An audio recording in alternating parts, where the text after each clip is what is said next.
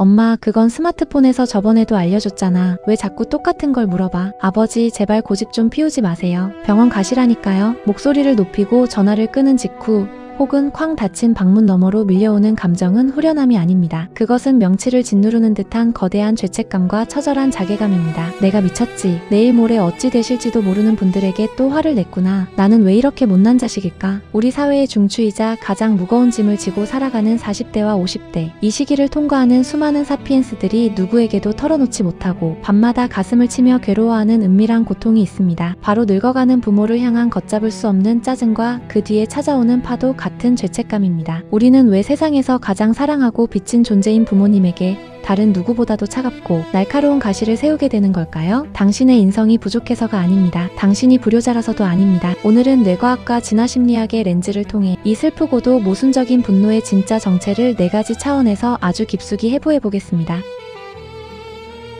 영국의 정신분석학자 존 볼비가 주창한 애착 이론은 인간의 마음을 이해하는 가장 강력한 도구 중 하나입니다. 이 이론에 따르면 아이는 험난한 세상을 탐험하다가도 언제든 돌아와 위안을 얻을 수 있는 절대적인 피난처, 즉 안전기지를 부모로 삼습니다. 문제는 우리가 나이를 먹어 40대, 50대의 중년이 되고 심지어 사회적으로 큰 성공을 거두었다 하더라도 우리의 무의식 깊은 곳에는 여전히 그 거대하고 전지전능했던 안전기지를 갈망하는 내면 아이가 살아있다는 점입니다. 진화적으로 인간의 뇌는 부모를 나를 보호하는 가장 강력한 포식자이자 방패로 인식하도록 설계되어 있습니다. 그런데 어느 날 그 거대했던 산이 무너지는 것을 목격하게 됩니다. 아버지의 넓은 어깨가 왜소해지고 어머니의 총명했던 기억력이 흐려집니다. 부모가 나약한 노인으로 변해가는 모습을 지켜보는 것은 중년의 자녀에게 단순한 슬픔을 넘어 뇌의 편도체의 비상벨을 울리는 생존에 대한 원초적 공포를 유발합니다. 나를 지켜주던 세상의 방패가 부서지고 있다. 이 끔찍한 인지 부조화와 두려움을 우리의 뇌는 온전히 직면하기 힘들어합니다. 그래서 가장 쉽고 폭발적인 감정인 분노로 방어기제를 작동시킵니다. 우리가 부모님의 서툰 행동에 짜증을 내는 진짜 속마음은 이것입니다. 제발 약해지지 마세요. 제발 예전처럼 강하고 든든한 나의 우주로 남아주세요. 당신이 무너지는 걸 보는 게 너무 두렵고 아픕니다. 당신의 짜증은 미움이 아닙니다. 그것은 부모의 노화를 인정하고 싶지 않은 너무나도 간절하고 슬픈 사랑의 비명입니다.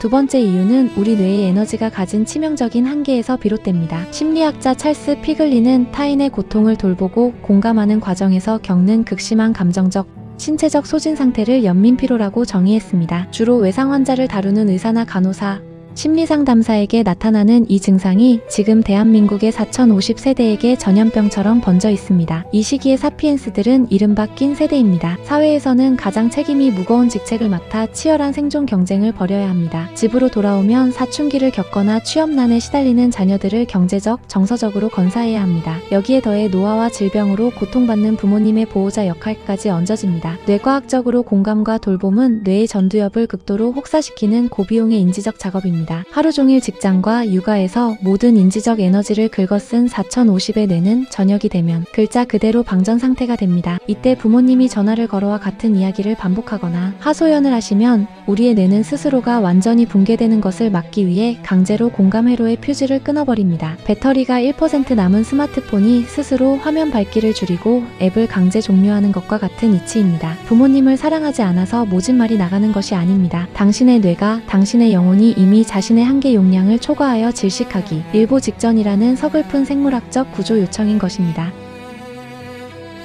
가족사회학에서 부모의 노년기는 자녀와의 관계에서 필연적인 역할 역전을 수반합니다. 평생 나를 이끌고 통제하고 보호하던 사람이 이제는 나의 결정에 의존하고 나의 보호를 받아야 하는 존재로 뒤바뀌는 현상입니다. 이는 머리로는 이해해도 신경학적으로는 엄청난 저항을 부르는 과정입니다. 우리의 뇌에는 지난 40여 년간 부모님과 상호작용하며 만들어진 굵고 단단한 신경고속도로가 깔려 있습니다. 부모는 권위자, 보호자, 나는 수용자, 피보호자라는 회로입니다. 그런데 부모가 늙고 병들면서 이 회로를 완전히 역주행해야 하는 상황이 벌어집니다. 이 과정에서 맹렬한 마찰이 발생합니다. 노부모는 자신의 삶에 대한 통제력과 존엄성을 잃지 않기 위해 필사적으로 고집을 부립니다. 면허를 반납하지 않으려 하고 병원에 가지 않으려 하며 자식의 조언을 간섭으로 여겨 밀어냅니다. 반면 자녀는 보호자로서 부모를 안전하게 통제해야 한다는 책임감에 억눌립니다. 부모의 고집은 위험한 행동으로 보이고 이를 제지하는 과정에서 권력 투쟁이 일어납니다. 평생 나보다 크고 강했던 사람의 고집을 꺾고 그들을 아기처럼 돌봐야 한다는 이 거대한 역설 앞에서 우리의 뇌는 심한 스트레스와 억울함을 느끼고 결국 통제 불능의 짜증을 폭발시키게 됩니다. 역할이 바뀌는 환절기에 치르는 지독한 감기인 셈입니다.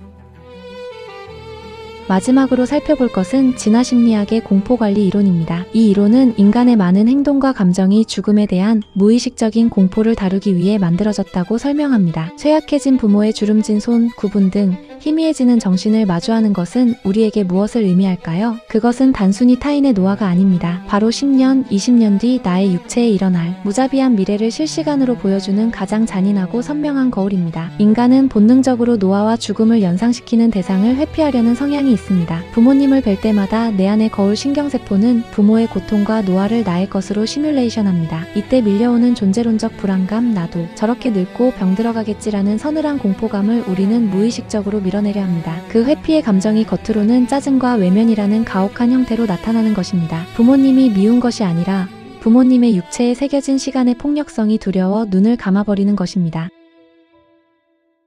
이제 왜 부모님에게 화를 내고 돌아서서 미친 듯이 후회할 수밖에 없었는지 그 처절한 메커니즘이 조금 이해가 되시나요? 심리학에서는 이 시기에 우리가 겪는 감정을 예기치 않은 애도라고 부릅니다. 부모님이 아직 살아계시지만 예전에 건강하고 강인했던 부모님은 이미 떠나버렸기에 우리는 살아서 부모를 잃는 애도의 과정을 겪고 있는 것입니다. 상실의 슬픔은 본래 분노와 부정을 동반하기 마련입니다. 그러니 오늘 밤 또 한 번 부모님께 날 선말을 던지고 어둠 속에서 자책하고 계시다면 가슴에 손을 얹고 먼저 자신에게 이렇게 말해주세요. 이 무거운 삶의 무게를 견디며 부모님의 노화라는 거대한 슬픔과 싸우느라 내 마음이 참 많이 헐어있구나. 잘 버텨주어서 고맙다. 부모님을 향한 당신의 짜증은 불효가 아닙니다. 그것은 이별을 준비하는 뇌의 서툰 방어기제이자 부모를 너무나도 사랑하기에 그들의 쇠락을 도저히 맨정신으로 받아들일 수 없는 당신의 여린 영혼이 흘리는 핏방울입니다. 자신의 한계와 슬픔을 먼저 인정하고 뼈저리게 용서하십시오. 내가 나를 용서하고 연민의 눈으로 바라볼 수 있을 때 비로소 우리의 뇌는 방어기제를 풀고 늙고 약해진 부모님을 있는 그대로 조용히 안아줄 수 있는 진정한 어른의 공간을 만들어낼 것입니다. 시간은 우리를 기다려주지 않지만